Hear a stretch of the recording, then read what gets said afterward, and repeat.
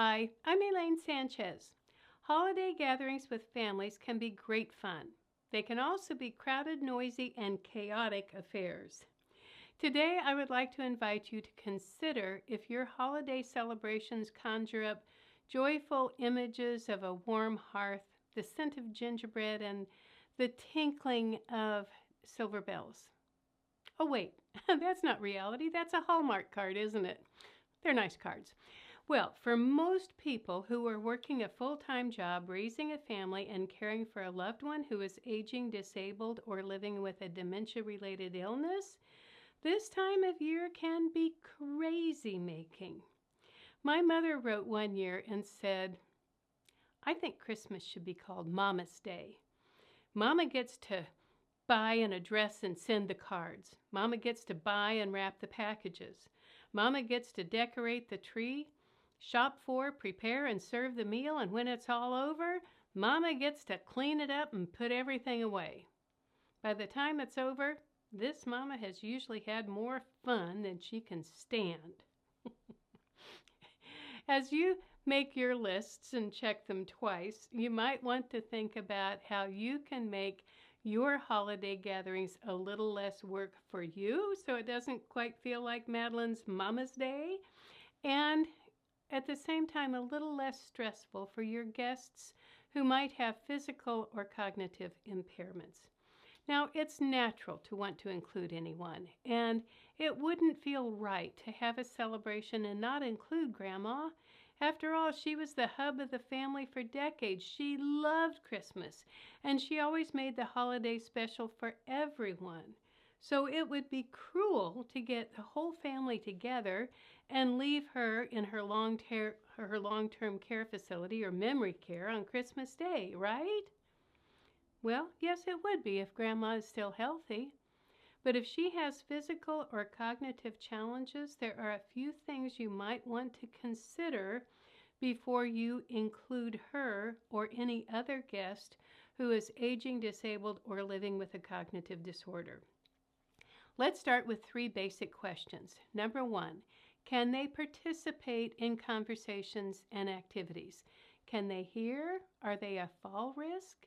My dad used to love having all of us kids visit. He was the life of the party, but a stroke slowed his thinking processes and impacted his speech. After we had all been together for Thanksgiving one year, he told my mother that he had wanted to participate in the conversations, but by the time he could form what he wanted to say in his mind, the conversations had moved on, and that left him feeling irrelevant, left out, and lonely. Broke my heart. Hearing loss can also pose challenges for a guest. Before my mother's hearing was seriously impacted, there was nothing she loved more than visiting with friends and family. But as her hearing worsened, it became more and more difficult for her to follow or engage in conversations because she just didn't hear everything. She got hearing aids, which helped because they amplified people's voices, and that was good. Unfortunately, they also amplified background noises like tinkling silverware and clanking dishes and crying babies, and that was not good. So although being with a group of people had once been a joy, it now left her feeling sad and lonely. Number 2, another thing to consider is if any of your guests have mobility issues. Individuals who are living with Parkinson's and other movement disorders may be a fall risk. So before you invite them, consider if they will have difficulty getting into your home. Is the driveway steep? Do they need to go up steps to get into the house? If so, are there handrails that they can hold on to? Do you have chairs that are easy for them to get into and out of? Are there tripping hazards like electrical cords, throw rugs, dogs, cats, or small children?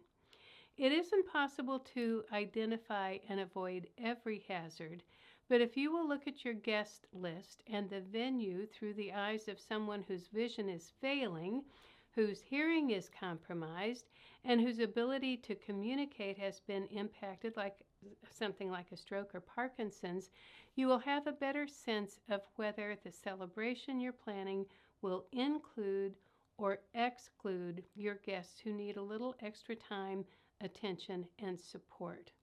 So finally, if you can figure out how to make them feel included, by all means, leave them on your guest list and invite them to the celebration, because you couldn't possibly find a gift that would be more special to them than the gift of feeling loved and included. And if you can allow other family members to help with the decorating, the food, and anything else that makes this time of year feel more like a burden than a celebration, I suspect your holidays might start feeling a little less like Mama's Day and a little more merry.